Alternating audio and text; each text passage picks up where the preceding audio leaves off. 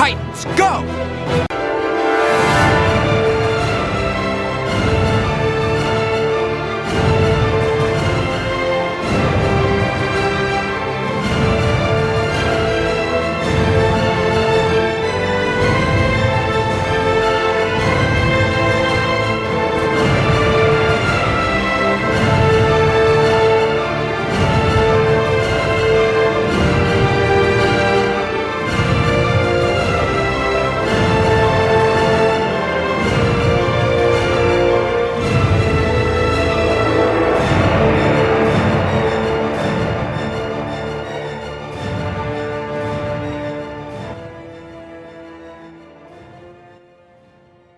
Hello again, everyone. Welcome back to Titan Talk, the Titans podcast. I'm one of your co-hosts, Charles Skaggs, back in Titans Tower once again, ready to talk more Titans, or in this case, a lot of Batman, with my wonderful co-host, wonderful friend, and someone who just learned that he's an uncle to a couple of brand new kittens, DJ Nick. How you doing, Nick? Hey, Charles, thank you so much for that wonderful surprise. As I will have to mention this, listeners, as before we actually got down to recording, Charles introduced me to two beautiful, beautiful kitties that I'm honored to be considered an uncle to, and I appreciate that very much. I also could have said I could be their godfather, being Italian, Yeah. The godfather. You're going to make my kittens an offer they can't refuse? Is that what you're saying? Of course. No, I would treat them very, very well. Anybody who does anything to them, I'll make an offer they can't refuse. That's they're part of the family.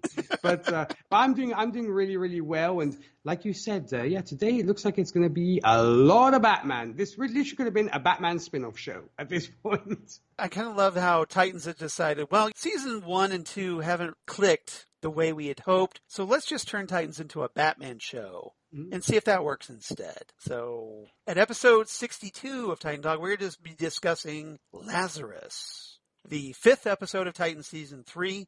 Hard to believe we're already talking episode 5. And this came out just a couple of days ago on August 26, 2021. Written by Brian Edward Hill, who is also a comics writer. He recently finished up a run of Batman and the Outsiders for DC. And he wrote the previous episodes Together, Asylum, and Bruce Wayne from Season 2. And this one was also directed by Boris Mojsovsky. And he directed previously the Season 2 episode Atonement. So before we get into everything else, Nick, I have to know, what was your reaction to this episode? Because essentially what this was the much-needed backstory of how Jason Todd died, came back, and created the Red Hood identity and hooked up with the Scarecrow. Well, if I'm not mistaken, Charles, we're already at the halfway mark here, because I believe it's 10 episodes for this season, if memory serves. I think it's 13. Oh, okay. Well, then we still got a bit to go. Doom Patrol, I think, is only going to be 10 this year. Okay. Yeah, but so here is my thought. I guess I'm enjoying it. This episode was good because it filled in the narrative gaps.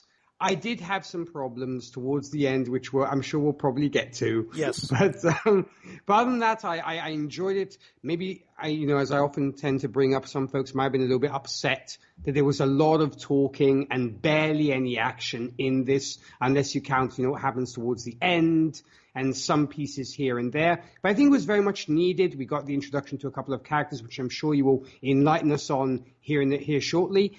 But yeah, I thought it was a pretty solid episode, all things considered.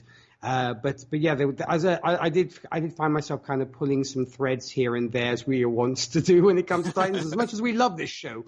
But no, I consider myself pretty satisfied at this 5th episode. Sure, what were your thoughts? Well, we're still looking for that perfect episode of Titans. Fingers crossed, maybe someday. But this one, it was definitely needed. There were a lot of questions that we had. There were boxes that needed to be checked here. And this episode definitely provided a lot of those answers to what we've been wondering. How did Jason hook up? Why did Jason betray the Batman secrets to the Scarecrow? Things of that nature. And the problem, though, with this is, again, this is supposed to be the Titans. This is a Titans TV show, not a Batman TV show. So this episode, even though it provides much needed backstory, it's very frustrating in a way. And I think this was, it let down some fans online. I was checking the online reactions that some people were frustrated because the other Titans were not featured. Very well said. We didn't even get to see Dick Grayson in this episode. It seemed like it could have been an episode of Gotham. Yeah, pretty much. It would have fit right in with that show. Kind of. But yeah, it was good for what it was. And I don't have, I thought this was one of the better episodes we've received this season. And I'm sure, there are a lot of Batman Red Hood fans that thought this was great. But I think they're offset by those Titans fans. They were like, okay, let's, we still haven't gotten Donna back yet. We're still another episode without Raven. Yeah. This is episode 5, and we still have not seen Raven at all. Yeah, and we're almost, if it is 13 episodes, we're almost towards the halfway mark. Right. And 2 of our main Titans have not even been referenced at all, except for maybe in passing. Yeah, we know that Blackfire is in play now. So there's a lot of things that probably should at least be hinted on here and there. But I guess they felt that, Brian Edward Hill, the writer, thought that, well, I guess we should just devote everything to addressing all these questions about Jason in this episode.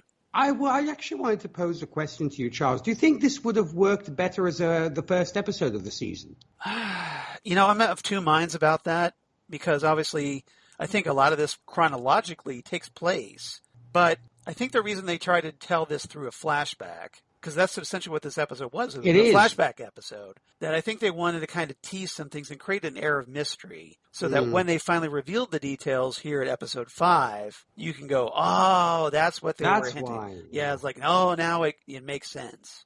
Yeah. It's like a Saw movie where you find out all the intricacies of in particular the first Saw film. Yeah. But as you pointed out earlier before we started recording is that I kind of had a lot of the stuff figured out.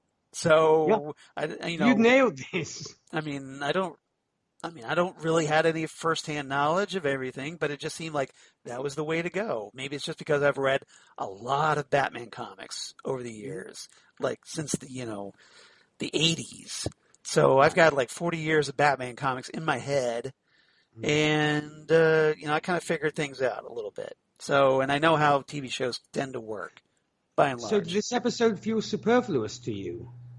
No, because I think a lot of people needed this. I think a lot of people needed to have this story explained, what's going on with Jason, because I think a lot of fans, they haven't read the comics. All they've seen are, maybe they saw the Batman Under the Hood animated TV movie, or, like they know things here and there. They might not have an appreciation, or, maybe they have some knowledge, but maybe they don't have others. Like maybe they don't know who Leslie Thompkins is, and that's a character I definitely want to talk about. Unless you'd watched Gotham, I suppose. Yeah, if you watch Gotham, they're probably confused, like, why isn't she called Lee? And it's like, well, yes. yeah. And why isn't it Morena Baccarin? Yeah, you're like, yeah, exactly. Where's Marina Baccarin? Yeah, where's she at? But that's okay, because I thought the actress that played her in this one, Krista Bridges, did a pretty good job. All right. So, since we're on that topic, we get the return of Iain Glen as Bruce Wayne in this story, although albeit, again, in flashback form. We still don't know what happened after he went a little cuckoo for Cocoa Puffs and may or may not have killed the Joker. Yeah. No follow-up there yet. But we did get the introduction of Krista Bridges as Dr. Leslie Thompkins, who wanted to mention because she was in episodes of Heroes Reborn, the revival of the NBC series Heroes. Mm-hmm. She was also on episodes of Suits and The Expanse. So if you're fans of those shows, you might have recognized her, perhaps. And we also got the introduction of Eve Harlow as Molly Jensen, who somehow apparently is friends with Jason, and we're just now finding out about this. Okay. So it's Titans again. It's like, oh, hey, here's this character who seems to be pretty tight with somebody, and we're just now meeting them for the first time. Okay. We'll roll with it. But she's been on episodes, of Agents of S.H.I.E.L.D., where she played the character Tess. And she was also on Heroes Reborn, interestingly enough. And she's been on some other shows, including Fringe, which is a particular favorite of mine. Love Fringe. Missed that show quite a bit, especially John Noble as Dr. Walter Bishop, who is fabulous. One of my favorite characters of the past 20 years on TV. And let's do some LSD. He would have gotten along with Scarecrow probably. Yeah. And she was also in episodes of Caprica and the movie 2012. Mm-hmm. So, just thought I'd mention there. Trivia. I didn't get to talk about this with you. Do you have any trivia you'd like to share? Because I do. Feel free, Charles. Feel free, because as I said, you are the High Priest of Khonshu here, even though it is a DC show. But I'm going to let the High Priest lead the sermon here. All right, don't start it like a DC versus Marvel debate on me. But yes, no, because then our fans will probably hate us for that. There'll be a battle between them. We're going to have to kind of separate them, going, chill. DC sucks. No, Marvel sucks. No, DC sucks. No, Marvel sucks. Get over it, guys. Just it's okay to like both, really. All right. So, trivia. Dr. Leslie Thompkins was created by writer Denny O'Neil, who recently passed, I'm sad to say, and artist Dick Giordano, and first appeared in Detective Comics Volume 1, number 457, way back in 1976, where she was depicted as comforting the young Bruce Wayne on the night that his parents were murdered in what was originally known as Park Row. Mm-hmm. So I know a lot of, especially recent, like Batman adaptations, have had Gordon be the one comforting Bruce after the murder of his parents. I even know the movies. Yeah. Yeah, exactly. But Denny O'Neil, like I said, back in '76, established Leslie Thompkins as doing that, serving that role. And inspired, she dedicated her life to helping slum kids avoid a life of crime. So every year on the anniversary of his parents' murder, in this story, Batman visits Leslie in Crime Alley, the former Park Row, because what was known as the Park Row tragedy became Crime Alley as a result. Mm-hmm. So yeah, the neighborhood took a little downturn after that, slightly. However, Leslie had no idea that Batman was the boy that she had helped decades before in this story. Now, in later years, Leslie was portrayed as being a close friend of Thomas Wayne, Bruce's father, and she also took it upon herself to help look after Bruce after the boy's parents were murdered, often acting with Alfred Pennyworth as a pseudo-parental figure and guardian to Bruce. She also eventually, of course, learned that Bruce was Batman. So, and became like an ally who, like, if people needed help, Batman would reach out to her in this clinic that she kept, or if like Batman needed some wounds treated, right away, she can help with that. So a pretty cool character, and obviously, I think a lot of fans, got to appreciate that character on Gotham. Yeah. I was going to say, granted, comic book wise, I was more familiar with the silver-haired Leslie Thompkins. And I'd mentioned, I believe, an episode prior that one of my favorite Batman stories is No Man's Land. And Leslie Thompkins has a huge role in that, obviously managing the MASH sector. Yeah. And that's one of my favorite. That's why I love No Man's Land so much, because it gives everybody a chance to shine. But hey, at the same time, I'm not complaining that Morena Baccarin is playing Leslie Thompkins, I'm just saying. Am I detecting a little crush on Marina? Maybe. I mean, but hey, I guess, you have a younger Aunt May these days with Spider-Man. Now they're giving us a younger Leslie Thompkins, so I guess that's the way to go, I suppose. Right. Well, remember in Gotham, it was a prequel, so that kind of made sense that she was here, younger. Not so much. Here, not so much. Yeah, she's a little older, or a little younger on this show, excuse me. So that's all the trivia I had. 3 topics today. And surprise to no one, they're all about Jason. What a surprise. What a surprise, right? Shock, horror. So topic number 1, let's talk Jason, of course. But let's also talk about Bruce Wayne in this episode, who has some very interesting character moments with Jason, especially when he calls him his son. Which is big, right? If you're a Batman fan, this is big. And then also, let's talk about Molly, the aforementioned friend who is apparently really tight with Jason, only we're just now learning about her. So, Nick, any topics, in this, like Bruce or Molly's relationship with Jason in this, that you want to talk about right off the bat? Well, one of the strong points I think of this show is really casting Iain Glen as Bruce Wayne, because he is fabulous at playing Bruce Wayne. Mm-hmm. Granted, part of me would love to see him someday in the Batman suit. I know it's not going to happen, right? Because it would just, I guess, probably seem weird, maybe because he's a certain age and he's certain, kind of this very distinguished gentleman. You'll never see it, but he's fabulous as Bruce, and I think Iain Glen would do it. You could pull off the Batman thing. Well, I think he would at least be willing to do it. Now, whether they're allowed to do it because of all the Batman movie that's coming out here soon, and the rights being tied up. I think maybe they have the rights; they can use Bruce Wayne, but they can't use Batman, which is why we have not seen him in costume. True, and although we did see Batman.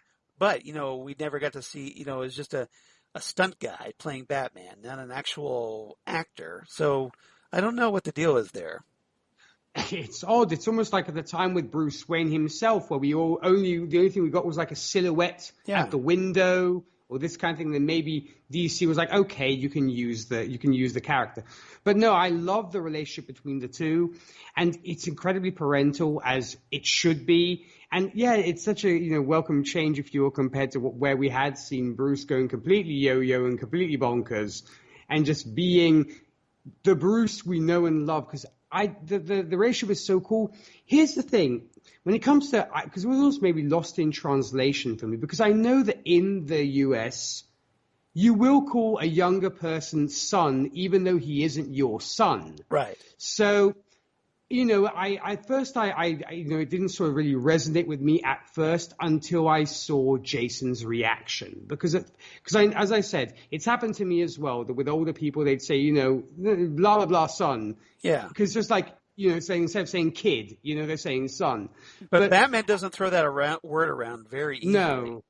No, exactly. And so the fact that Jason was almost close to tears when Batman was pretty much acknowledging him as his son, I thought was beautiful. And it went to show you almost how close the two actually were before things unravel towards the end of this episode, when we find out, obviously that Jason goes down the dark path and such.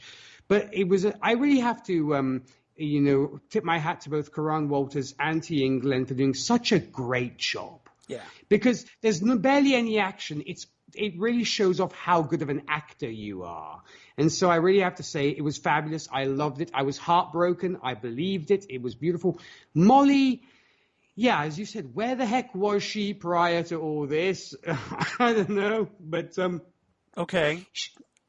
I'll buy it, I guess. But she really is a sweetheart. She's obviously, I can see why Jason loves her so much and why she's so near and dear to him, because I think she really tells it like it is. I think that's what Jason appreciates about her most, is she doesn't sugarcoat anything. Yeah. And she's the only person who really seems to get him, if you will. And so I thought it was a brilliant thing. And also, of course, towards the end of the episode, he spares her. He's not going to go after her, because she's one of the good ones that I'm not going to touch. Yeah. And you can maybe think that partly she inspired Jason to go on to actually pursue the Red Hood thing, because she says Batman only takes care of the rich people, which I kind of wanted to call BS on, because it's not true that Batman just takes care of the rich people. Yeah. In the early Batman comics, maybe it was true, but as the comic progressed, he wasn't only about the Vanderbilts. He was also about Joe Schmo down the street as well. No, because it's like there's a poor family that's being attacked on the street. Yeah, he's going to help them. Exactly. He's not going to say, "Oh, you're not rich." Yeah, Screw exactly. You. He doesn't go flying around off of rooftops going, show me your credit card. Can I get a? What's your bank account balance? If you don't have that platinum MasterCard, sorry, can't help you.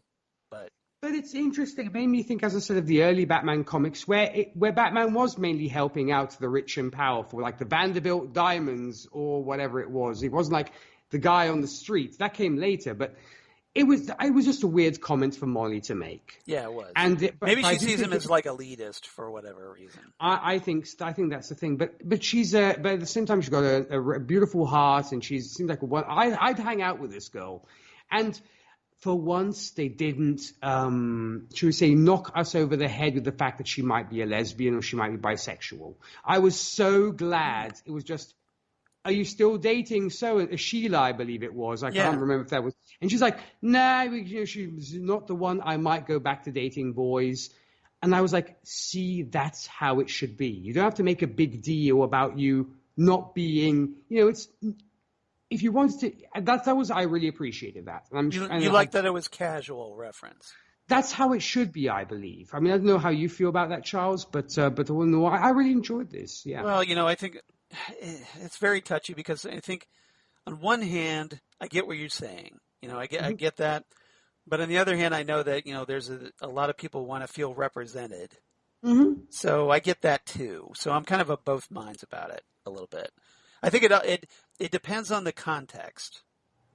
Whether, whether it's, if it's just too, over the top, like, hey, we're going to shine this big spotlight. Hey, this person's gay. That's my point. It's like, look how progressive we are. We're showing homosexual people, heterosexual, but it's about the character, not the fact that you are showing how progressive you are. Right. But like I said, I also get the fact that, people want to feel represented. So, totally. So I think that, there's a delicate balance there, and it's up to the writer to handle that with finesse and not just be so overt, and blatant about it. But have it, be relevant to the story that you're trying to tell. That's why I thought it was so well handled here, because it's like, it's totally cool. It's not like, oh, look at us. Look, we have characters of all, races and sexual orientations and stuff. It's, that's just where I feel. I think I appreciated that. But yeah, I like these characters very much. And yeah, what were your thoughts, Charles, on these what we got here? Well, one of the things I thought was interesting, especially with Bruce. So with Bruce, it seems like he actually learned after talking with Dick about how Dick felt about how he was treated under Bruce's care as the first Robin.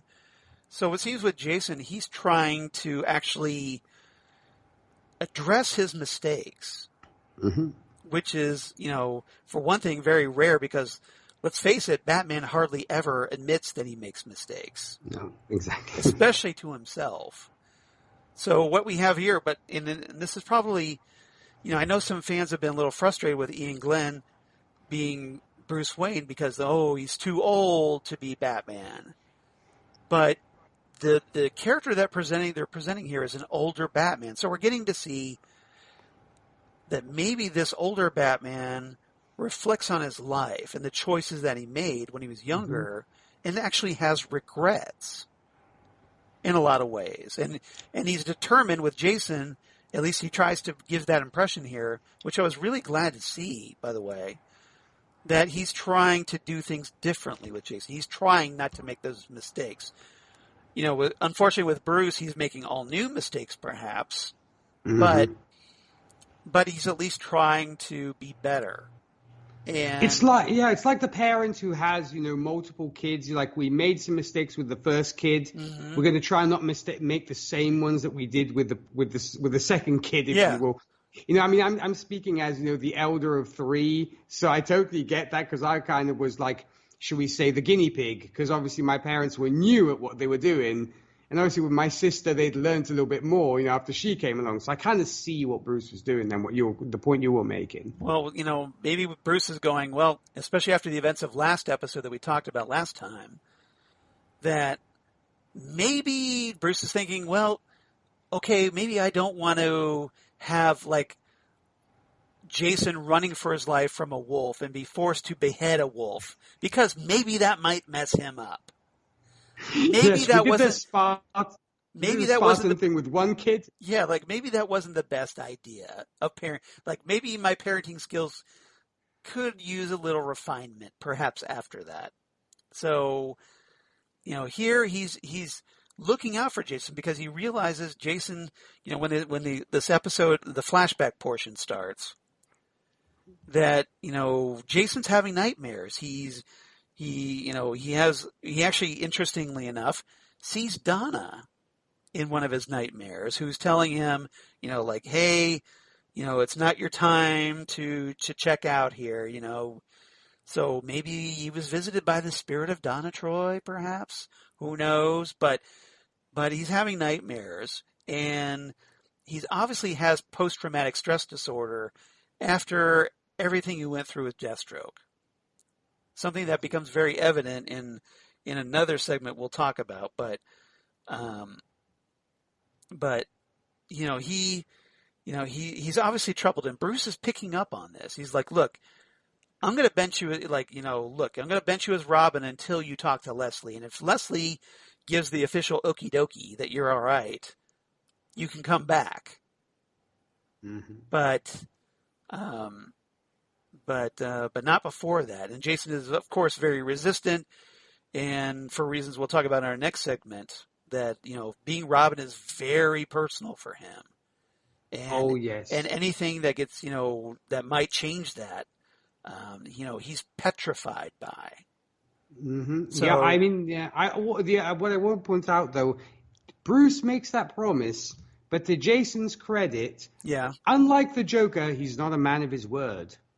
Well, that's one of the things that comes into play, because Bruce later, after taking it, is very interesting. It's like the place that he chose.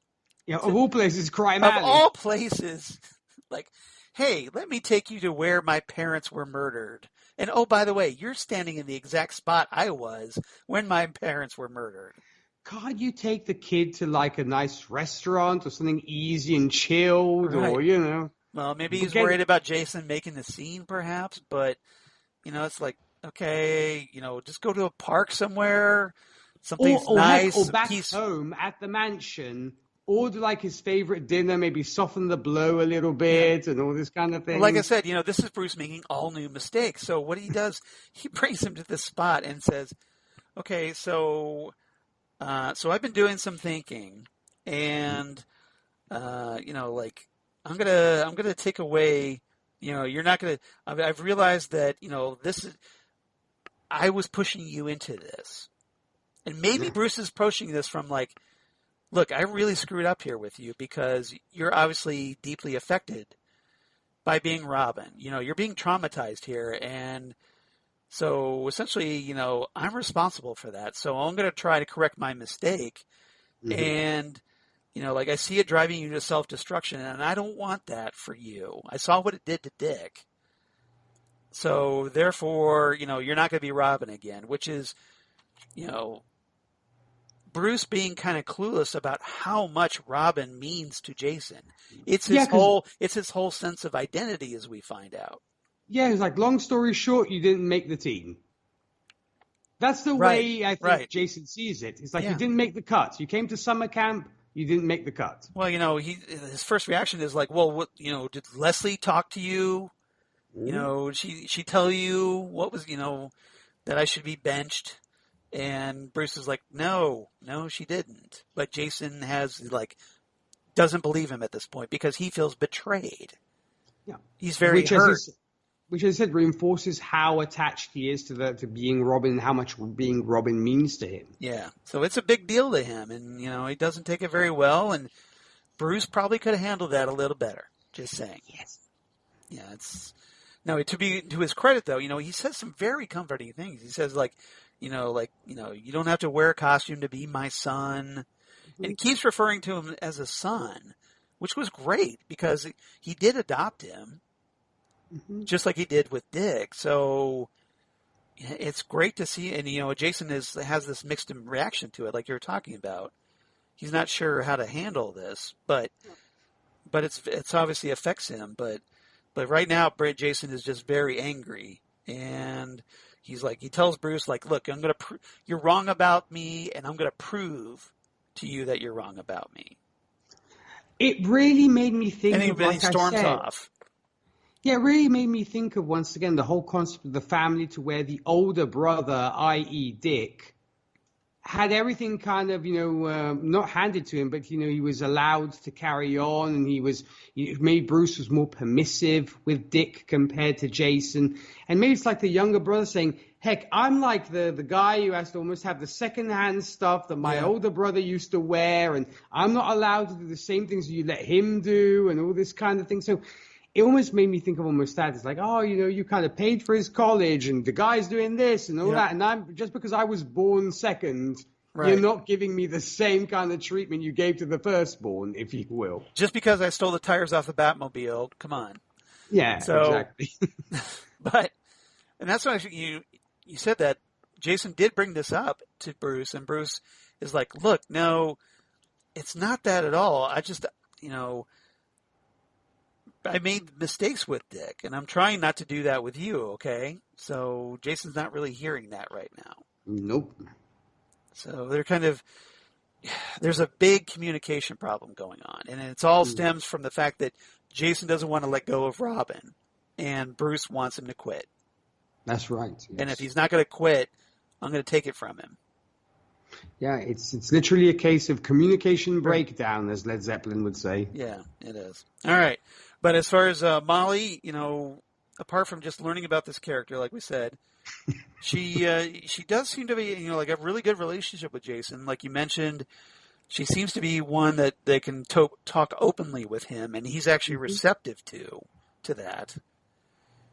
But, I guess Jason likes her because she's trying to help find kids that have been, kidnapped, that were told, like maybe you're being abducted by the Joker, perhaps.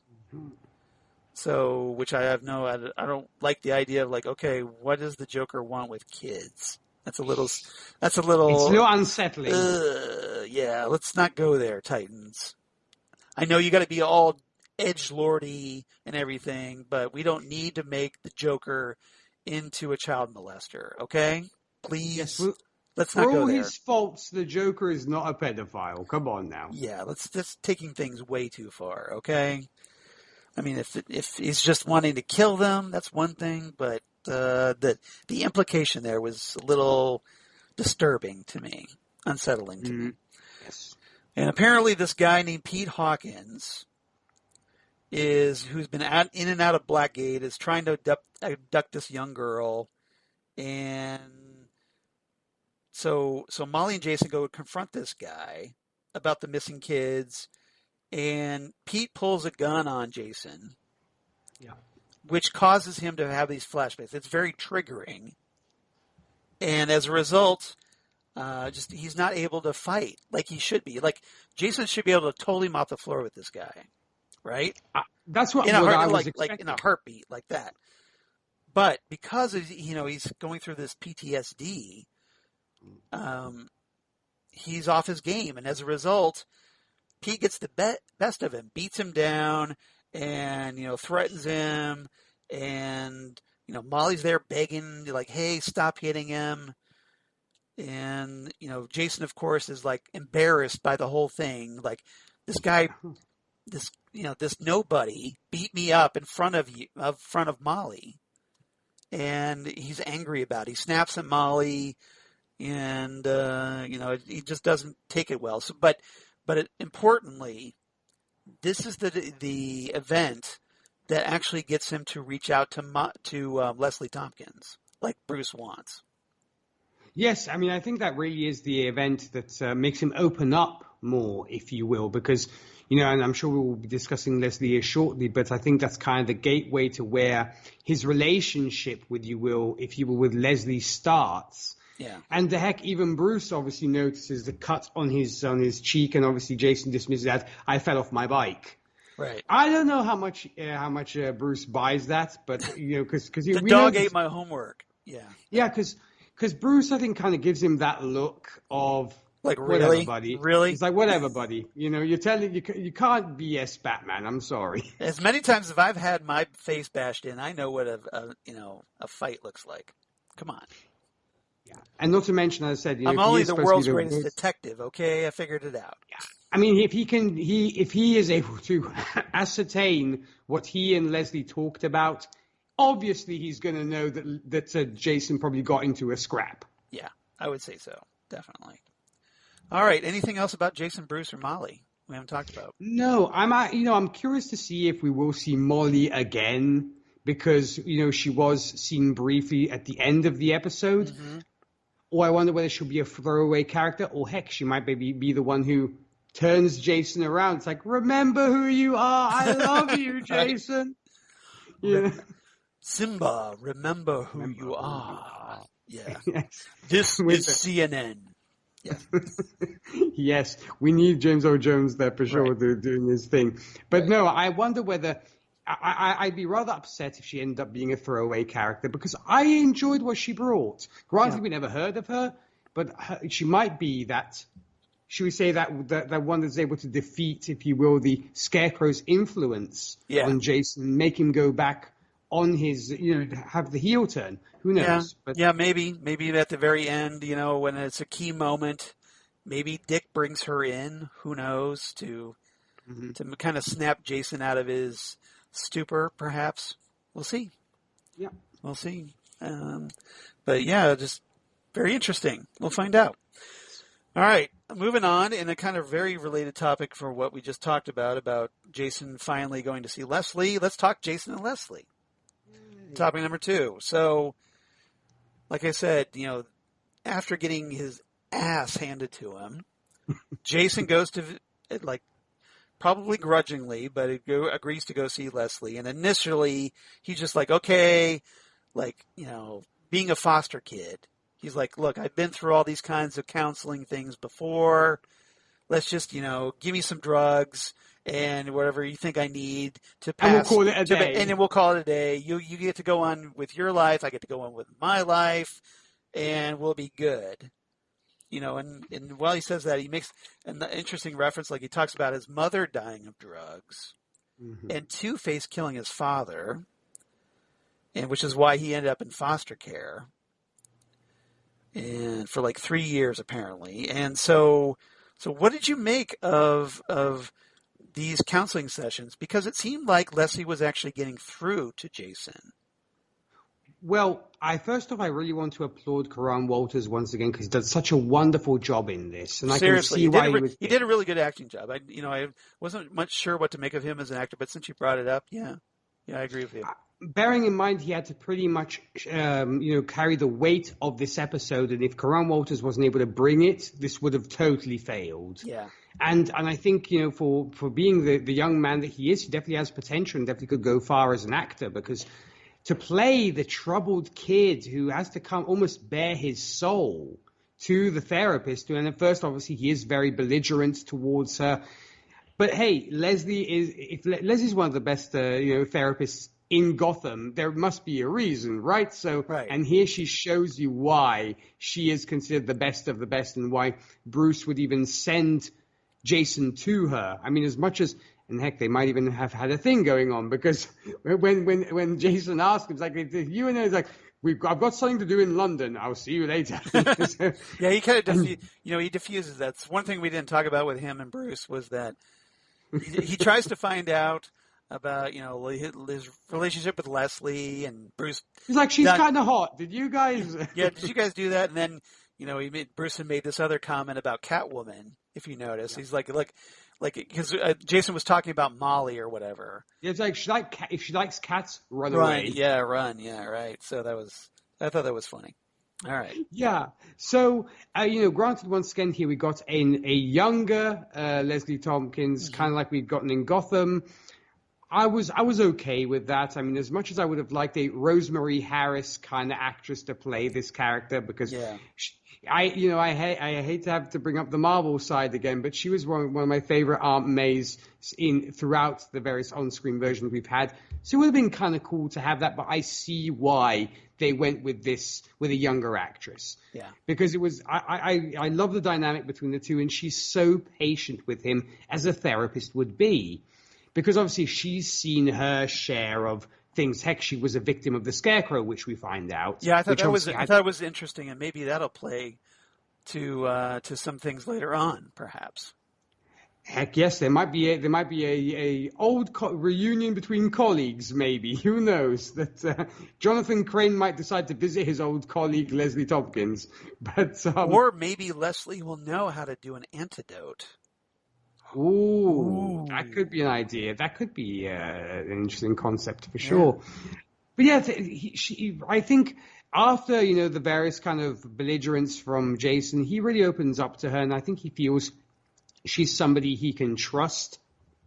And I think he's really enjoying the therapy, but at the same time, he's almost going through it because to him it's almost a means to an end, i.e., if I pass the test with flying colors, I'll get to be Robin again.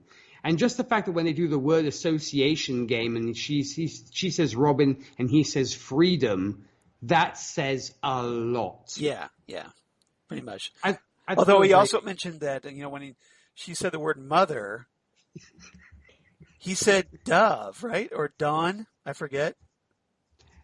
I believe so, or something like that. I'm trying to recall, but yes, something to that effect. Yes, aside from obviously his first answer, which I was like, okay, fine. I hope I would have answered that way too. But he kind of saw interestingly that he was saying dove as kind of like a motherly type, perhaps. Interesting. True. I thought, yeah, and of course when she says father, he says Bruce. Yeah. So, which puts on a whole new spin when Jason makes Dawn kill Hawk. Right? Yes, it's very twisted. Very twisted, right? So, yeah. But no, I just love the dynamic between the two, and I hope that Leslie will survive and that she won't get killed off or something terrible will happen to her. Though I don't think Jason has any ill feelings towards her.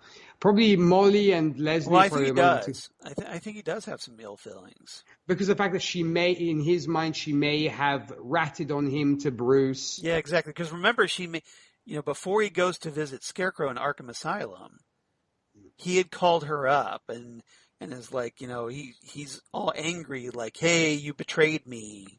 Oh, yes, let's play the name game. You're a liar. And then, then he hangs up and then goes to Arkham Asylum. Yeah, because he says, let's play the name game. Leslie, liar. So that's right. So I guess maybe he does. So I think there's a grudge there. But, because remember, he had mentioned when Bruce said, look, you're going to stop being Robin now. Mm-hmm. That he said, what, did Leslie rat on me? What did she betray? She talked to you. She betrayed me. And, feel that maybe Leslie betrayed his trust. Because here he was bearing his soul to her and felt safe with her to talk with her, and was actually opening up, and then that happened. Which shows you also, sadly, what in an unstable psychological situation Jason is, to where he's so paranoid about anything that he literally can't trust anybody. And sadly, I think that obviously we talked about it between him and Bruce, that kind of was the nail in the coffin of, okay, I can't trust anybody.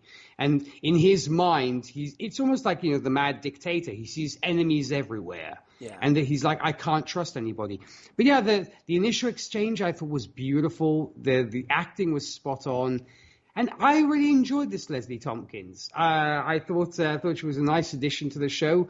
And as I said, hopefully we get more of her. Yeah, hopefully we'll get more of her. And hopefully she won't get killed off. So I was happy with this. And Charles, were you happy with this iteration of Leslie? Yeah, I was. I thought it was very interesting.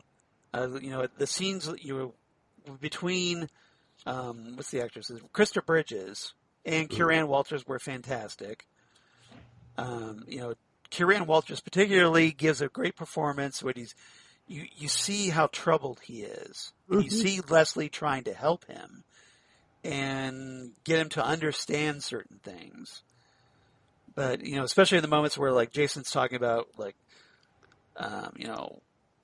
Robin is all I have because, being himself is in his eyes terrible. Robin is the only good thing in his life. Jason's like this nobody who grew up on the streets. That's how he views himself. Mm-hmm. So he's put all his self-worth into this Robin identity, so that when Bruce rips that away, it's like all of his self-worth is gone. Yeah. And she reminds him that Bruce has issues too. Yeah, exactly. You're working with a guy who has issues. Right. Exactly. She mentions that. She's like, look, she tries to say, look, you're a good person. Molly likes you for who you are. And, she doesn't know you're Robin. She likes Jason Todd.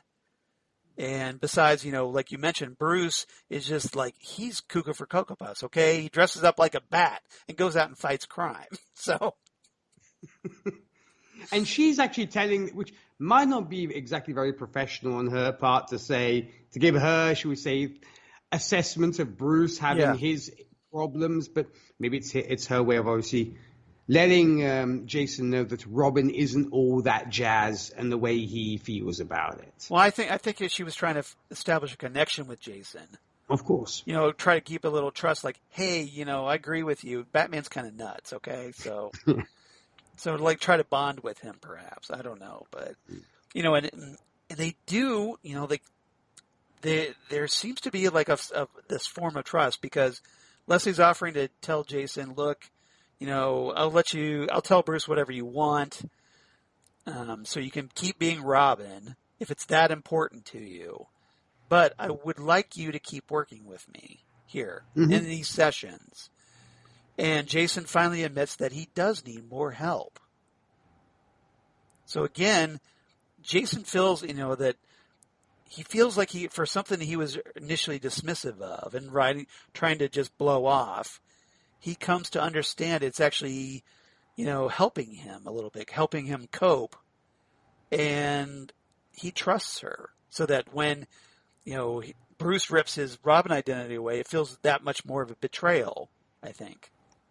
Yeah, and I'm sure that Leslie did not say anything to Bruce and is really Jason's paranoia. Yeah. Not to mention, as we talked about before, Bruce does not exactly handle the situation particularly well between the location and the choice of words. Right. Very poor choice of words, as Joker would say. But right. I like what you did there. See, very poor choice of words. Yeah. And the Joker, of course, ends up turning up even when we don't want him to, but there he is. That's who the Joker is, right? All right. Anything else about Jason and Leslie? No, I was very happy, as I said, with this. I just hope that this, once again, Leslie will survive and Red Hood won't, come to claim her head or anything like that. I mean, I already have this nightmare scenario of Jason and the Scarecrow showing up in her office and terrible things happening, but I hope it's not that predictable. I really don't, because let's just, I don't want Leslie Thompkins to be like the cheap shock value. Oh, look, here's Leslie's head on a mantelpiece or something. She shouldn't just be like a victim. She's actually a good character, and I think she has importance in the Batman mythos. So don't kill her off, okay? Please. Do not do that. It's like killing off Aunt May in Spider-Man, really. Right. Don't have to do that. Just you don't need to motivate a hero by, killing off supporting characters. It's kind of cheap. It goes back to the whole fridging thing, right? Well, especially if they're women. Yes. The women in refrigerators thing. It's like women can be more than just, plot devices to motivate a hero. Amen. So that's how I feel. Anyway. All right. Topic number 3, final topic. We've talked Jason and topic number 1 and 2. Let's talk the Red Hood, because we do get the origin of the Red Hood here, or at least Titan's version of it. And let's talk about the Scarecrow, Dr. Jonathan Crane, as we finally understand how these two characters, who should be arch enemies, or at least enemies, are now partners in crime. So, what did you make of Jason reaching out to the Scarecrow and then getting the story of his death and resurrection in detail? Okay, here is where I had some problems with the episode, because... Okay, let me get it comfortable. I'm going to just sit back and enjoy the rant. I'm going to try not to be too polemic about it. But, go for it. But first off, Jason goes to Arkham Asylum. One, how does he get clearance to actually go and see the Scarecrow? Thank you. I'm just saying. Like, here it is, what should be a major security character. Now, granted, Scarecrow did say that he was working with the Gotham PD by this point. But still, you're going to let a kid say, I want to see Scarecrow. Right. Yeah. Teenagers can just go visit them, and like like they just come in off the street and go, "Hey, I want to go see Scarecrow. Can I go back there?" Like It's not like you're going to go to a high security prison saying, I want to talk to Ted Bundy. Can I? Yeah, exactly. Like you're out shopping for pets or something at a pet store. No. That's what I thought was just like, it just blew my mind a little bit. But really, okay, yeah. It's Titans. It's okay. But I do love the manipulative spirit of Scarecrow and Jonathan Crane, because I do love me a good villain. And this is a great, then there comes Hannibal Lecter, speaking of manipulative evil geniuses, because that's clearly what Jonathan Crane is in this. And he's just lapping it up. You can see he's having the time of his life. He's like, Robin wants to play with me. This is going to be fun, because I get to kind of tear Batman to pieces. So, of course, he's very poetic about it and everything else. And we do find out he was able to escape Dick's clutches. Because at the beginning of the episode, it's like, what? When did that happen? Right, because we talked about this last time, that we thought that, well, even with everything that went down, Scarecrow hit that force field or whatever, and we thought was still in Dick's custody. Apparently not. Yeah, how did that happen? Did Jason go back and free him from the electrified fence? I don't know. That's the only thing I could think of, is like he went back for Scarecrow, but that was a little bit weird. But other than that, I do enjoy a master manipulator when it comes to a villain, because this is clearly what he's doing. He's literally allowing Jason to play into his hands. And it's an interesting team up, and the fact that obviously Jason's like, oh, who do I know who knows chemistry? Oh, I know, one of the worst kind of people ever. Let's go to the Scarecrow. Granted, okay, the point is he's like, you can create a gas that makes fear. You can evidently reverse the thing and make you not afraid of anything. So I see his reasoning. Right. But still, the fact that they let him in so easily was a little bit odd to me. And I actually want to jump straight to this. How in the world was there a Lazarus pit in the basement of Arkham Asylum, and nobody knew about it? Nobody knew this. Yeah, or the fact that Scarecrow has a secret lab in Arkham Asylum, and it's totally unchecked. It's like, nobody comes here. This is where I come to chill. Nobody notices that Scarecrow is missing from his cell in this secret lab that he goes to from time to time. And there's a Lazarus pit. He's got a record player in there. Yeah. I mean, he's probably getting high and listening to Iron Butterfly while apparently admiring the Lazarus pit. I'm like, Inagata de vida, honey. I mean, come on. That was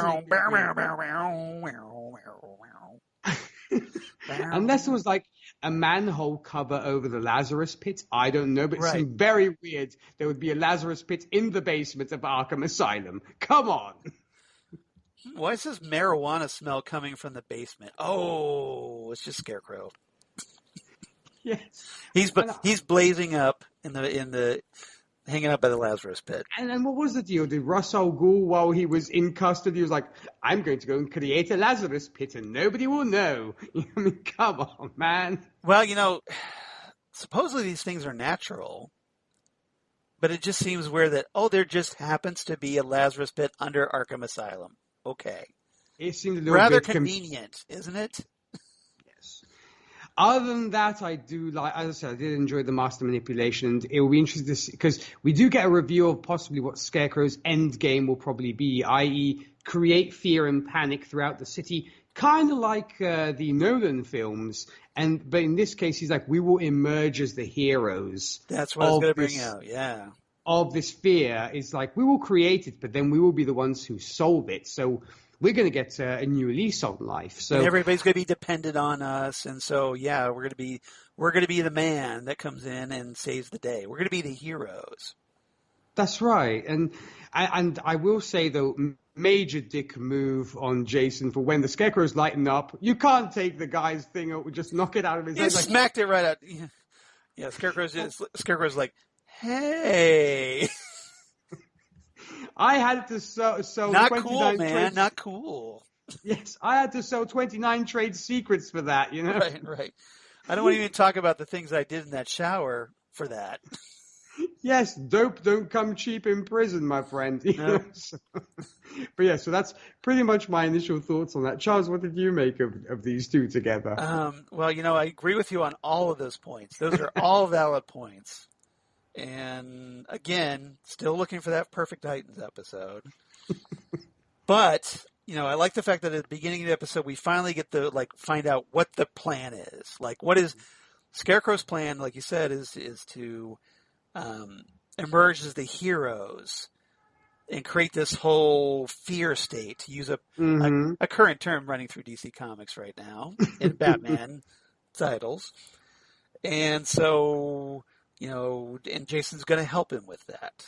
So that's the plan. Okay. So but I really liked the, Scarecrow taking, because he is a master manipulator. Initially, he's not interested in Jason. He's like, okay, who's this kid and how did he get back here? Yeah. But then when suddenly Jason comes, pulls out the vial of fear toxin that he nicked from the Batcave. Yep. Suddenly, Scarecrow's like, oh, really? And my interest is piqued. Yeah, my interest is piqued. And he sits up and he's okay. So, and then I really like the fact that Scarecrow worked this out in his head as he's talking to Jason. It's like, okay, so if you've got something from Batman's trophy vault, you obviously know who Batman is, because no way that Batman would, give that up. So you must be Robin.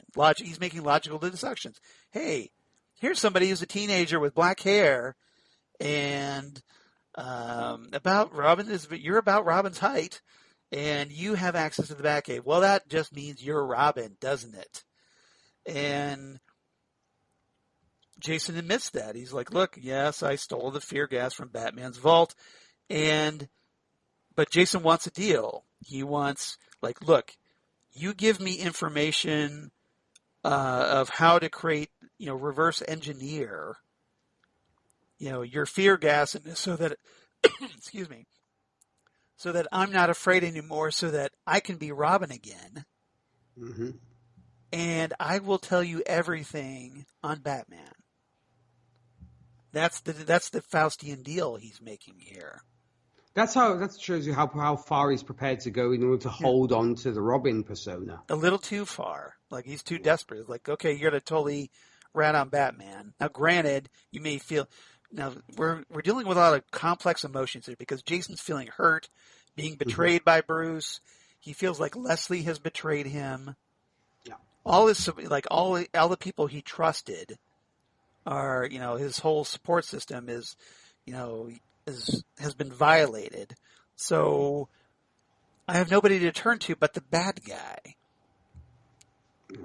So, and he knows that, Bruce, as long as he has this fear, he can't be Robin again in Bruce's eyes. So if he's going to prove to Bruce that he's, stronger than he thinks, he has to have no fear. And the only way, according to what his rationale here is, okay, I make this deal with Scarecrow, I become fearless. Suddenly I'm the man without fear. You can't hurt me. No, you can't beat me. No, you can't bring me down. Oh, wait, that was Ben Affleck, right? Yes, exactly. Another man without fear dressed in red. Yeah, exactly. So, coincidence? I think not. But, so that's the deal. But Scarecrow is even more devious here. So he makes this deal, and Jason goes back. Apparently, he rents out this loft. So this is the loft that we find out was Dick's apartment, that Dick found out, when he found all those chemicals. So we get that explanation about why Jason had the loft. Yeah, his drug kitchen, basically. Yeah, exactly, his cooking kitchen. Yeah. And we even get a Breaking Bad reference, which I thought was kind of funny. It was neat, in this, especially if you watch Breaking Bad. You appreciate it. So Jason finally figures out how to make a working formula. And here's one of the problems I had. He's experimenting on himself over and over, right? Yeah, he could literally die. He could have died. He could have, done something horribly wrong, screwed him. Yeah. Totally messed with his brain permanently. Maybe the worst thing we get is he pukes. That's pretty much the worst reaction. Right. So he experiments, he uses himself as a guinea pig is the word I'm looking for, over and over again until he gets the formula right. He goes back. Scarecrow kind of looks at his eyes and goes, "Okay, you got it. So now that you're fearless, let's do a test. Mm-hmm. So how about you go up against the Joker? I'm sure that'll turn out just fine." Of course. Jason finds out where the Joker is, and this is where we, that scene that we're teased in the first episode of this season. So Jason goes to the amusement park, the abandoned amusement park, confronts the Joker. The Joker obviously gets the better of him, kills him with a crowbar, all a Death in the Family style. Mm-hmm. Jason's body somehow winds back up at Arkham Asylum after that. Of course. Not a Gotham General Hospital. How anybody knew he was there, where his body was, who got... No, maybe because... Well, I take that back, because maybe Scarecrow stole the body from the Wayne Cemetery. That could be. Then I'm thinking about it. Maybe that was it, because remember, if he knew Batman's secrets, he knows Batman's Bruce Wayne, and figured if Jason was dead, the body would be in the cemetery, right? True, because I believe we see Jason's body being wheeled into the morgue, I think. Or maybe he, before the body was claimed, perhaps. But Bruce said there was a funeral, so of course maybe that was a ruse or something else. But we'll find out. But regardless, the body gets back at Arkham. They dunk him in the Lazarus pit. He gets resurrected. And right away, Scarecrow's there with that anti-fear gas.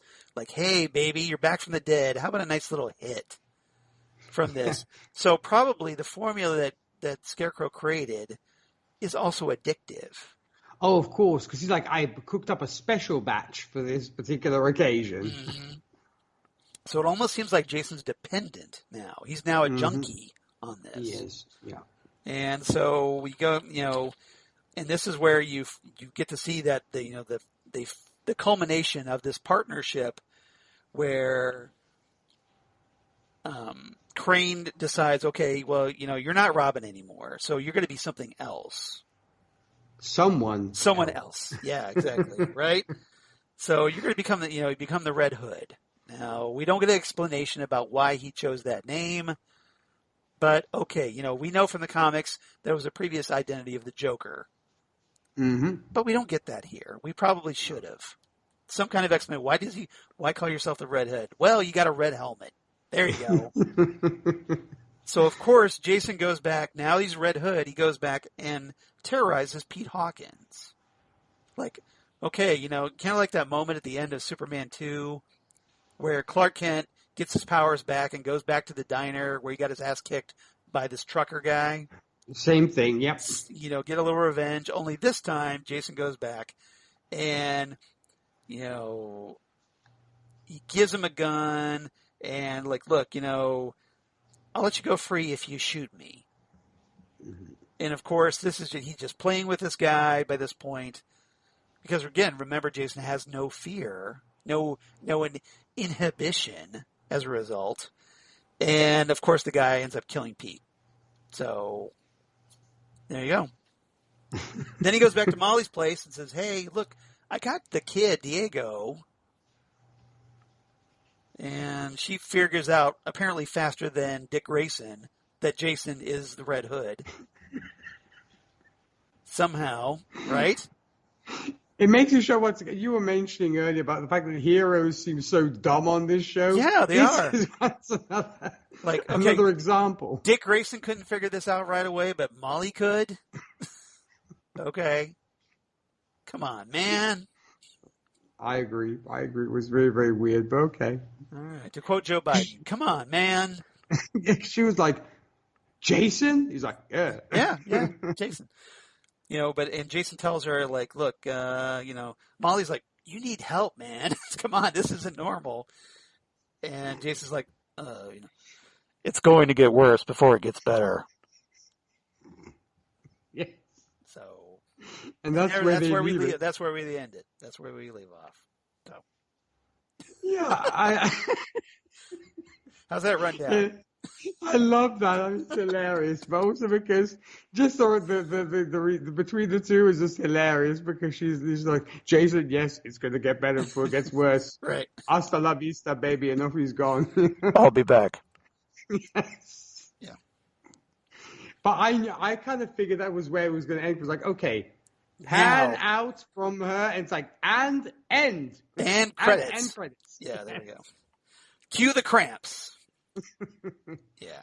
Which is a great way to end this. And speaking of which, Charles, you and I actually mentioned this. How cool is the soundtrack on this episode? We got a lot of solid songs. Yeah. I told you before we started recording, I'm adding quite a number of them to my, because every season of Titans, I create my own custom soundtrack album because we don't get proper ones these days. So all the songs that you want to hear, that we hear during the season, like I create my own using iTunes. So as a result, we get like I said, the Cramps. That was a lot of fun. The Iron Butterfly. Iron Butterfly's Inagata-Davida, definitely added that one. The Cure's Fascination Street, which is my all-time favorite Cure song. So I already had that one on my MP3 player, but it's a pretty solid mix. We got some other stuff too. I can't remember offhand. Do you remember the other songs? It kind of escapes me right now, but I thought it was fabulous. Of course, the Scarecrow is going to play the full version of Inagata-Davida, light up a big fat one, and just watch while Jason is kind of, also suffering from the effects of the gas as well. And I actually have to admit the direction in this was actually really, really good. On one side, that made me think a little bit of Aquarius when it came to that, because it was very much like a Charles Manson kind of moment. I got a vibe like that too, especially because of the way that Vincent Kartheiser was dressed as Dr. Jonathan Crane, right?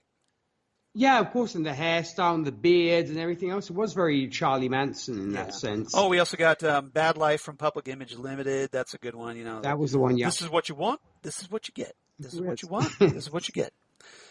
And then, New Kind of Kick by the Cramps. What else?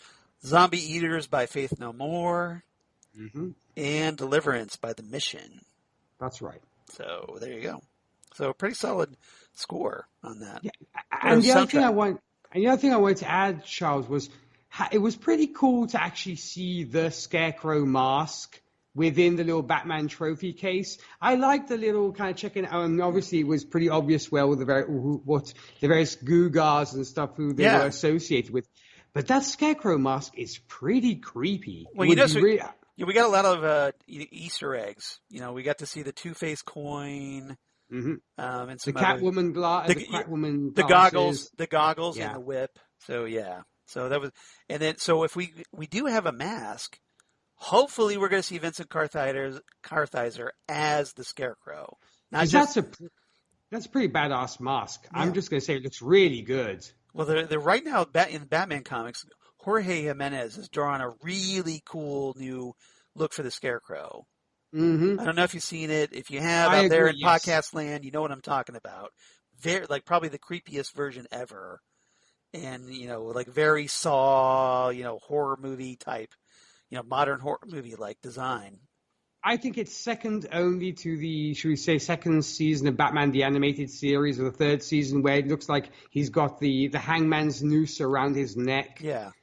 That was a really cool design. And I think this, the latest one that you mentioned, Charles, is it actually topped that. Yeah. Because that was actually my favorite Scarecrow design, was actually, should we say, the kind of a guy had been hanged who'd kind of come down from the gallows and stuff. I thought it was really cool, but this is probably my favorite one. Well, this one, this Jorge Jimenez version, he's got like chemical injectors on his fingers. Yeah. Kind of like Edward Scissorhands like. And except so that's the Rangers, yeah. Yeah, so it's pretty cool. Pretty cool look, I think. Yeah. So hopefully we get to see Vincent Kartheiser as the Scarecrow proper. You'd think Jason would probably nab the mask while he was there. Well, to be fair, or Scarecrow could have another one. Who knows? Of course. Yeah, presumably. Or maybe he'll upgrade. True. Maybe he'll have a different look entirely. Who knows? But hopefully we get to see him in that. I hope so. Especially since they made one. All right. Anything else about this episode? We talked a lot about it. All in all, I thought it was a good episode. Aside from obviously the little picks we did, the little digs we took at it. Yeah. But I thought it was a solid episode. It was entertaining, and I look forward to seeing what happens when it comes to episode 6, for which we do have a title for. So I'm curious to see how this character is going to get shooed into the season. But I guess we'll see what happens. Yes, we will. We'll talk about that here shortly. But for now. Favorite quotes? Do you have any favorite quotes of this episode? Not particularly when it came to this, because I was very much, it was very dialogue heavy, I will give you that, but it was hard for me to kind of just steal one or two there, because I was really just taken by the whole thing. Were you able to isolate some good ones, Charles? Yeah, I got a few here. So really quickly, I like the fact that we finally get the plan, what the plan is that Scarecrow is doing. So at the beginning, Dr. Jonathan Crane says, "We immerse the good citizens of Gotham in a world of fear and terror where there is no one to protect them. And when they feel all hope has been exhausted, we swoop in and be the answer to their fear. You feed a starving dog, it's always by your side." Nice. So I like that. I like this line from Dr. Leslie Thompkins where she says to Jason, "Just because you're afraid doesn't mean you're broken." That's good advice there. Very much so. I like that. And lastly, another Dr. Jonathan Crane. This is the Breaking Bad reference, so I had to mention that one, where Jason shows up, and and Crane says, "Let me see the eyes." "Well done, my boy. Take that chemistry kit, get yourself an RV, and you can have yourself your very own television show." Nice. So the irony of a TV show referencing another TV show. Pretty funny. Yeah, of course. But how meta? yeah, exactly. Apparently Breaking Bad is very popular in Arkham Asylum. Go figure. Especially when it comes to the Scarecrow. And interestingly, it seems like the Scarecrow, like you were mentioning, has come very much to the forefront when it comes to being a main villain, because recently in DC Comics, of course, and one of the latest Batman video games as well, he was the main focus. So I guess maybe it was taken from that. Maybe that's what the folks were at Titans were thinking. Well, 2021 is obviously the Scarecrow's year. He's having a big year as a Batman rogue.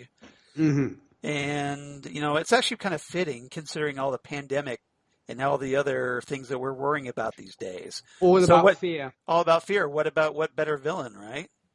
For right now. Very timely. And plus the Joker, as much as we love the Joker, it was getting a bit tired to have the Joker all the time. Yeah, not bad for a villain that was created back in 1940 in World's Finest Comics #3. Exactly. So, yeah, not too bad. So what's your rating, sir, for this one? I'm going to give this 8 out of 10 Inagata Davida's original version. Excellent.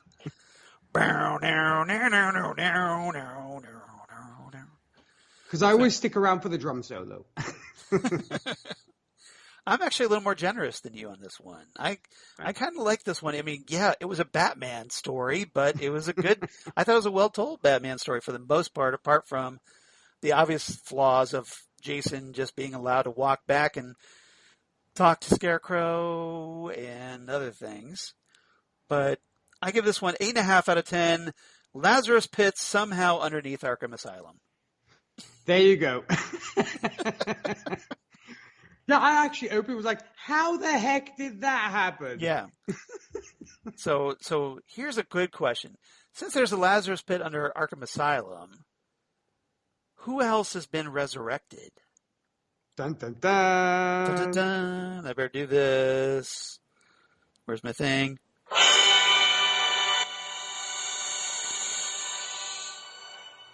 So. Could a certain Donna Troy be returning? Wow. Well, they've talked about that, but I don't think that's how she's getting resurrected, because last I heard, Raven was supposed to be going into the underworld. The Greek mythological underworld. Yes, so she'd be going to Hades, I suppose. Yeah, confronting Hades or whatever, and bringing Donna back from the dead that way. But maybe, as far as we know, Donna's her body is on Themyscira at this point, right? Right. As far as we know. Which is where Raven supposedly is, at least, although we haven't been told that yet on the show, so we just see that the assumption. We've seen a little bit here and there in trailers, but presumably we're getting Raven, but it's 5 episodes in, we still haven't seen her yet. So Titans Tower news. Well, I don't have anything, unfortunately, unless you do, Nick. No, at this point, there wasn't anything sort of Titans related. Or Doom Patrol. No, I mean, I do know that we got the announcement of the various titles of the episodes of Titans. That I do know. Yeah, well, we talked about that last week. Yeah.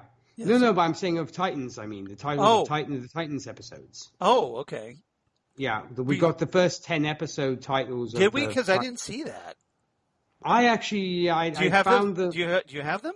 I have them. I think I have them to hand here because I'd actually, because out of curiosity, I'd gone and I, kind of just Googled Titans episodes of season 3, and they gave us all the various episodes. So, yeah, and I can actually read. DJ Nick with a Titan Talk exclusive. Dun dun dun. So apparently, we have the titles from episode 6 to 10. So I can read them off here if you like, Charles. Yeah, please do. Go ahead. Episode 6 apparently will be entitled Lady Vic. Mm-hmm. Episode 7 will be 51%. Episode 8 will be Home. Episode 9 will be Souls. And episode 10 will be Troubled Water. Ooh, interesting. Yeah. Well, I'm going to guess Souls is the one where Donna is featured and Raven. I think so too. And they seem more creative episode titles this time around. The 51% is definitely like, okay, there isn't a character named 51% as far as I know, unless he's related. He's related to 50 Cent, the rapper. And Troubled Water seems like an interesting one. Yeah. So, wow, Titans writers breaking out of the box a little bit. Look at them being all daring. I know this is their most daring episode title since Atonement. Yes. All right. Well, that's good. I didn't know about those others. I knew about Lady Vic. But, yeah, that's good.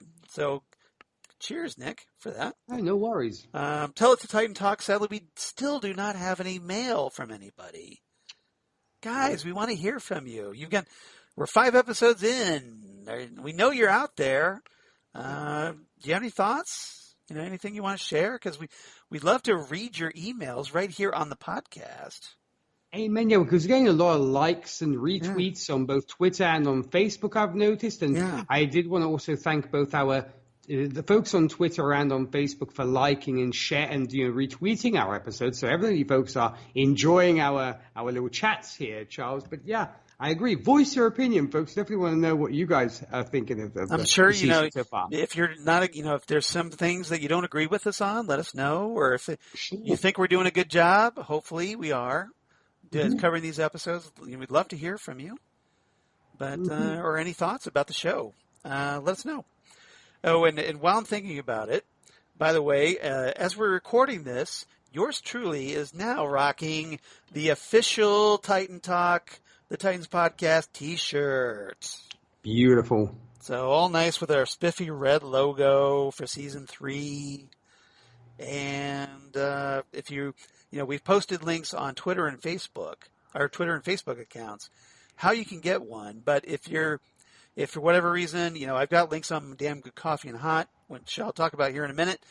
But You can check those out. But if you still can't find it, you want to get a Titan Talk t-shirt, it's on TeePublic. Or you can also, you don't have to get a t-shirt. You can get like a mug there. So if you have your own Titan Talk mug, or if you want a nice COVID mask, you can get those now too. So you can rock that when you're going to see your superhero movies in the movie theater these days. Or just, other things. So it's not just t-shirts. You can get Titan Talk merch now too. We'll have to send one to Zan Sprouse, I reckon, Charles, because she rocks those masks and she looks so good in them as well. We should, right? We should do that. So I'm sure Nick's talking about getting his. So if you want to be like cool kids and have your own Titan Talk t-shirt or assorted merch, if you have any questions about how to get it, let me know. Send us an email or write to us on Facebook or Twitter, and I'll let you know how to get it. Okay? I'll send you the link. All right. So in the meantime, we'd love to hear from you. So write to us, TitanTalkCast@gmail.com. That's TitanTalkCast@gmail.com. Or you can find us on Twitter @TitanTalkCast on Twitter.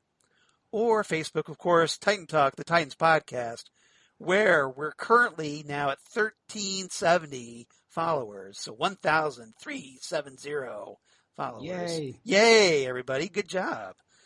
Thanks so much, guys. So we obviously would love more followers on Twitter, but Facebook is killing it, man. So cheers to everybody doing that. Appreciate it. And Nick, where can they find you and hear more of the wonderful things that you do so well? Well, at least we try to. Folks, if you are fans of country music, you can find me, of course, spinning classic country, today's country, and everything else in between on the Whiskey and Cigarettes Show. For more information about that, whiskeyandcigarettesshow.com. Podcast-wise, if superhero movies are your speed, I do host, of course, Happiness and Darkness, superhero movie podcast, where coming up, we will be discussing Shang-Chi and the Legend of the Ten Rings, which I know Charles is hoping to get to see because of all the crazy stuff that's going on. And you can find us, of course, on Facebook and Twitter. And outside that, of course, I do co-host Gold Standard, the Oscars podcast, with, of course, the lovely Rachel Friend and the wonderful Zan Sprouse. We're discussing all the Best Picture winners from 1927's Wings to Present Day. Next week, actually, we'll be discussing Ben-Hur. I already have the beard for that, so I'm ready to discuss Mr. Charlton Heston playing Judah Ben-Hur. So that's what's going on Gold Standard. And you can also find us, of course, on Facebook and Twitter. And if you want to see me posting random stuff about my favorite movies or comic books or everything else, you can follow me on the Instagram, and that's DJ Nictogram. And what about you, Charles? Well, Nick. As for me, of course, @Charles Skaggs on Twitter, @Charles Skaggs on Facebook, or Instagram @Charles Skaggs, or my blog, Geeky Things. Damn good coffee. And hot. Damn good coffee and hot, where I talk about all the stuff we talk about here on Titan Talk.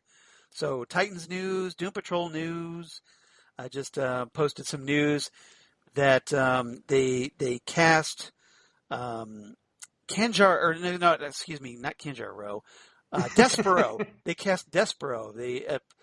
Tony Curran from Doctor Who is going to be Despero in the upcoming the Flash season 8 storyline Armageddon, which is pretty cool. Fingers he saves the Flash TV show. Fingers crossed, right? And that's going to be a big 5-part crossover that's going to bring Black Lightning back, which is cool. Black Lightning's back. He's back, man. So that's cool, right? Great to see Cress Williams returning once again in that role. And we also get the return of Brandon Routh as the Atom. So nice. That's cool. Looking forward to that. And then use my other podcasts I do for Southgate Media, including, Next Stop Everywhere, the Doctor Who podcast that right now I'm doing with my partner in time, Jesse Jackson, who is now, according to what he told me on our last episode, dropping the bomb on me right on the air, that he's back.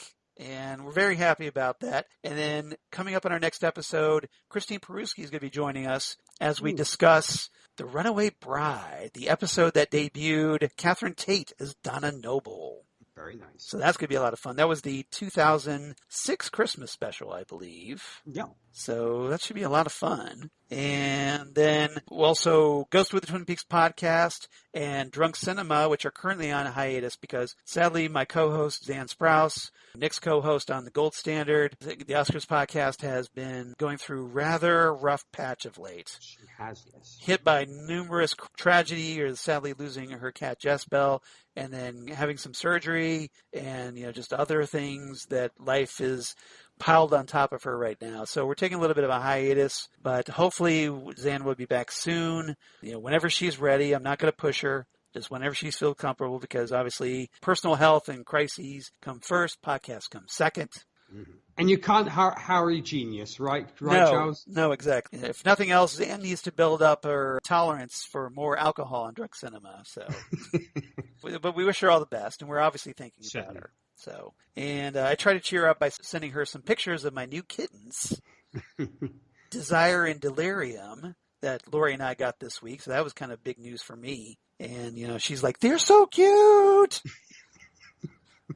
So hopefully Auntie Zan will get to meet the kittens soon. Fingers crossed. Oh. Maybe it might cheer her up a little, I'm hoping. All right, so that's pretty much it for me. Mm-hmm. Next time on Titan Talk, episode 63, as Nick said, we are discussing Lady Vic. So this is the 6th episode of Titan Season 3, where we're going to be introduced to reportedly the actress Kimberly Sue Murray as Lady Vic, who, if you're at all familiar with the DC Comics, is one of Dick Grayson, Nightwing's archenemies. Mm-hmm. One of his rogues gallery, who's making her Titans debut. Yep. I'm looking forward to that, actually, because this will be the first time we've ever gotten to see Lady Vic in live action. So I'm hoping they do her justice and don't make her just disposable villain of the week like they did with Shimmer and Gizmo. Yes, or hopefully it's not going to be like the introduction of Blackfire on the previous season, Charles, where it's like, we have so much stuff already brewing on the stove. Let's just throw in Lady Vic while we're at it. Hopefully she's functional to the overarching plot. Or, even better, if she's just like a one-off, so that maybe Dick and Barbara will get back on the same page. It could be a narrative concept to bring them together. I can see that, certainly. I have to think this is going to be a big Dick Grayson episode, Spotlight. It's been a while since we, obviously this was a big Jason Todd episode and Scarecrow episode that we just discussed. So hopefully we'll get back to Nightwing and hopefully find out why he's not in jail for busting out the Scarecrow. Just saying. Who is now a free man. Yes. Good job, Grayson. Once again. Once again, brilliant. Brilliant. Yeah. All right. So we'll talk about that next time. Guys, I want to thank everybody who's been listening, everybody who's been downloading. Please keep sharing the links for all our social media and all our episodes. We definitely appreciate it. We definitely appreciate all of you. I definitely appreciate you, Nick. You just do such a wonderful job and make me smile every time we record. Oh, well, I mean, the pleasure is certainly mine, Charles. Always enjoyed, podcasting with you. Big thank you, as you were saying, to our wonderful listeners for, of course, supporting this show, and looking forward to seeing what Lady Vic will bring next week. That's right. So come on back next time, episode 63 of Titan Talk, as we discuss Lady Vic and probably Dick and whatever rhymes with ick right here on Titan Talk, the Titans podcast. Goodbye, everybody. Ciao.